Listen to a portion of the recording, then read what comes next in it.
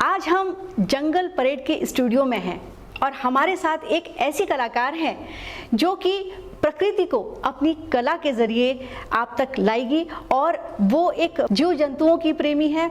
आइए उनसे बात करते हैं। उनका नाम है पंखुड़ी परराहा। आपका स्वागत है। Thank you. पंखुड़ी का जैसे नाम आपको एक प्रकृति का एहसास होगा। पंखुड़ी यानी कि फूलों की पंखुड़ी यानी कि पेटल्स।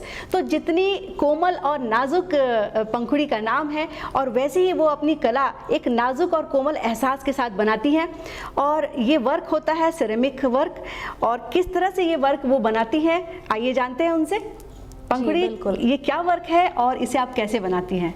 ये सेरेमिक्स हैं। आपने देखा होगा अपने घर में चीनी मिट्टी का सामान अपन यूज़ करते हैं, ये उसी चीज़ से बनता है। इसका प्रोसेस एक क्ले के फॉर्म से स्टार्ट होता है और फिर पकने के बाद भट्टी में ये इस तरीके का एक सेरेमिक पीस बनता है। अच्छा, काफ़ी लंबा प्रोसेस रहता है इसका, करीब 1 से 2 महीने लग जाते हैं एक एक पीस बनाने में।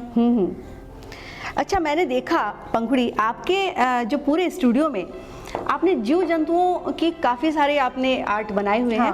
तो इसकी क्या वजह है? आपको क्या जीव जंतुओं से बेहद प्यार है और कैसे ये आपका जो प्यार उनके प्रति डेवलप हुआ, कैसे आप इंस्पायर हुई? बचपन से ही मम्मी पापा मेरे को जू लेके जाते थे, मुझे ऐसे कार्टून्स दिखाते थे जिनमें एनिमल्स रहते थे।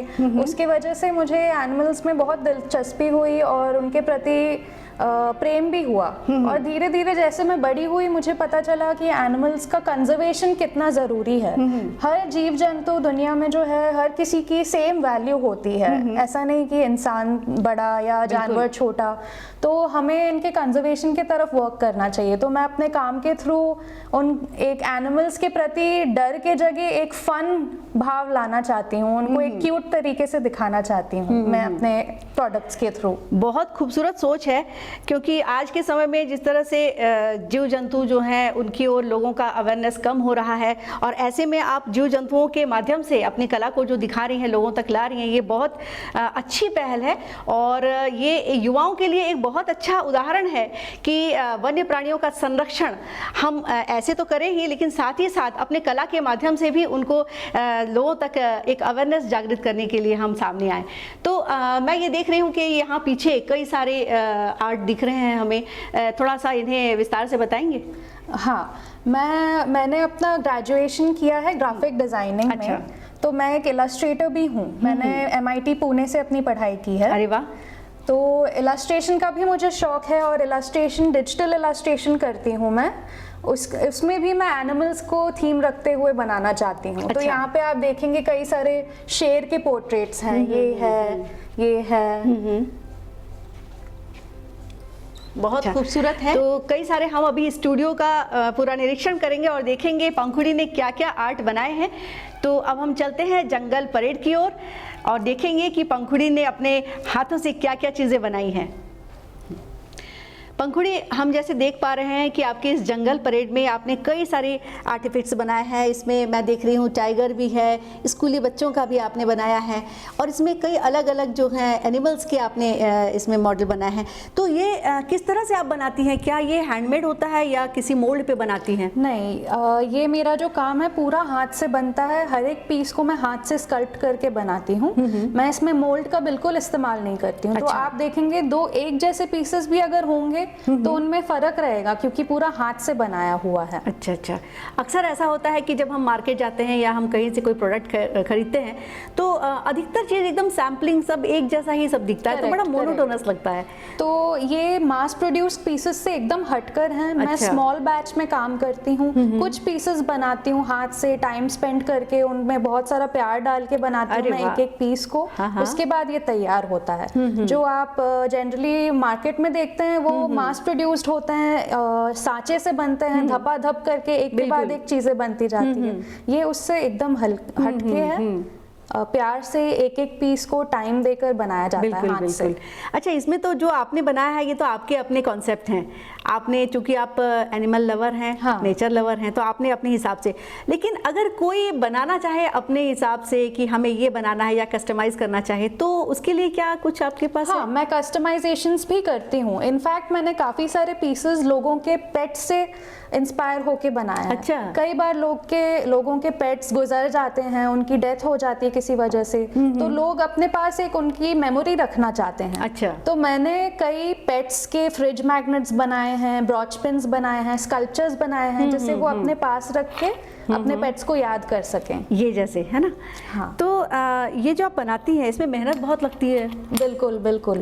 कितना टाइम लग जाता है? एक एक पीस को बनाने में 1 से 2 महीने लग जाते हैं, क्योंकि ये पीसेस को पहले बनाते हैं हाथ से, फिर इनको सुखाना पड़ता है। अगर मैं इनको सुखाने में जल्दी करी तो ये क्रैक हो जाते हैं। तो धीरे धीरे, बहुत पेशेंस वाला काम है ये, धीरे धीरे करके एक एक स्टेप को आगे बढ़ाते रहना पड़ता है। अगर कोई, ये तो इतना खूबसूरत और इतना यूनिक आपने जो कला अपनी यहाँ पे बताई है, तो अगर कोई यहाँ से अपने ये प्रोडक्ट्स को कहीं बाहर किसी को गिफ्ट करना चाहे या खरीदना चाहे, तो किस तरह से वो इन सबको बाय कर सकता है? ये पॉसिबिलिटी भी है। मैंने अपने कुछ प्रोडक्ट्स जर्मनी, कनाडा, यूएसए भी भेजे हैं। अगर आप किसी को कस्टमाइज्ड पीस अपने किसी फैमिली मेंबर को या फ्रेंड को भेजना चाहते हैं, तो मैं उसे कस्टमाइज करके, बना के, पैकेज करके पूरा बाहर तक भी भेजती हूँ, आउटसाइड इंडिया। अच्छा।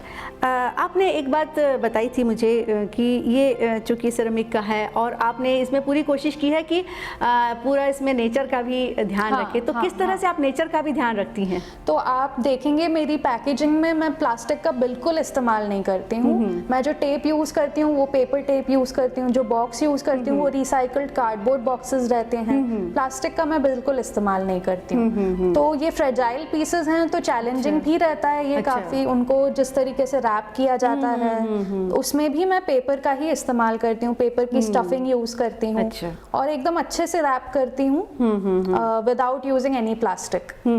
मतलब आप अवेयरनेस के साथ साथ आप लोगों को ये भी एक मैसेज देना चाहती हैं कि नेचर का भी कंजर्वेशन करना चाहिए, क्योंकि नेचर को बचाना बहुत ज़रूरी है, जो आज होता नहीं है। और सबसे जो बड़ी बात है कि आप इसका पूरा पैकेजिंग से लेकर आप जो पूरी प्रोडक्ट को बनाने का जो पूरा जो प्रोसीजर है, उसको आपने इको फ्रेंडली रखा है। बिल्कुल, है ना? और बाहर जो आपके ये सब प्रोडक्ट्स हैं, कैसे सेल होते हैं? कितना लोगों में डिमांड है इसका? इसको अभी मैं ऑनलाइन प्लेटफॉर्म पे सेल करती हूँ। अच्छा। मेरा इंस्टाग्राम पेज है जंगल परेड के नाम से। अच्छा। और मैं बहुत सून अपनी वेबसाइट भी लॉन्च करने वाली हूँ। बहुत अच्छी बात तो ऑनलाइन प्लेटफॉर्म के थ्रू रीच बढ़ जाती है, मैं ग्लोबली भी रीच कर सकती हूँ लोगों तक, कहीं से भी।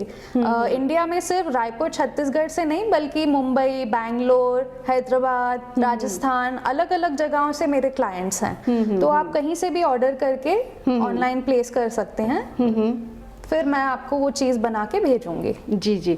और यहाँ पे छत्तीसगढ़ में चूँकि आप काम कर रही हैं रायपुर में रहते हुए, क्या इसकी संभावनाएं देखती हैं और किस तरह से आप आगे इसको एक्सपांड करना चाहेंगी?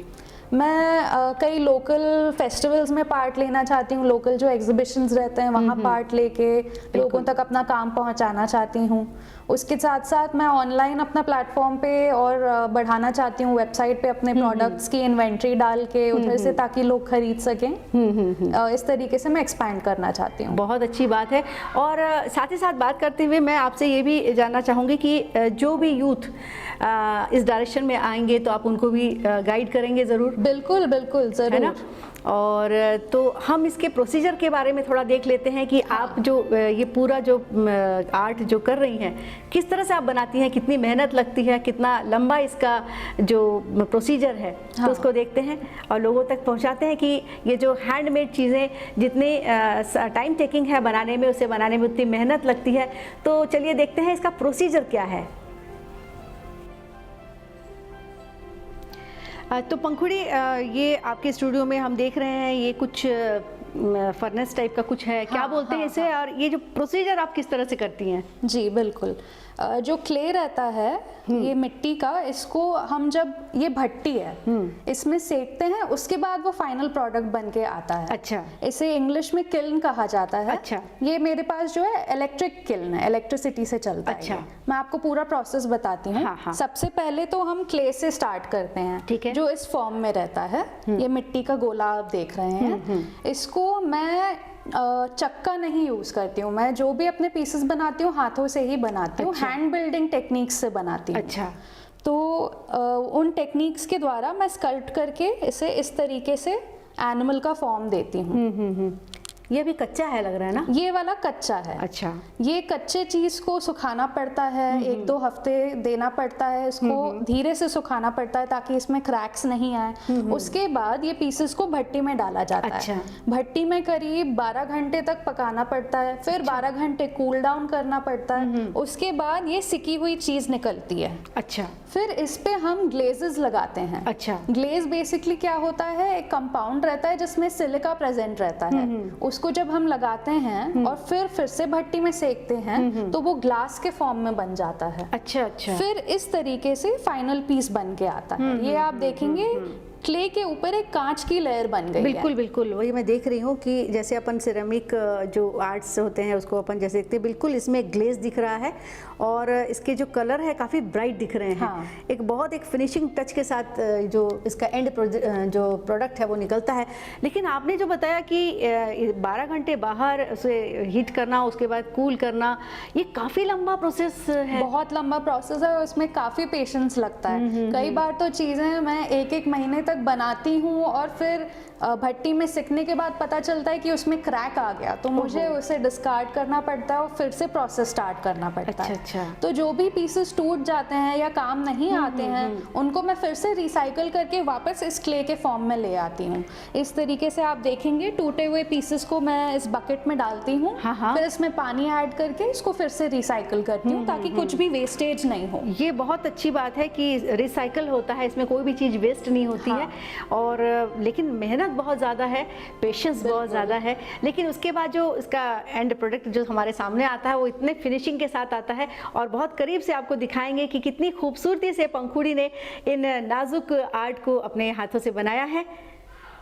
बहुत सुंदर आपकी जो ये कोशिश है और आपको बहुत सारी शुभकामनाएं देते हैं कि आप ये काम जो है आप पूरे दुनिया तक आप इसे लेके जाएं और आप अपनी इस कला के ज़रिए आप बहुत नाम कमाएं।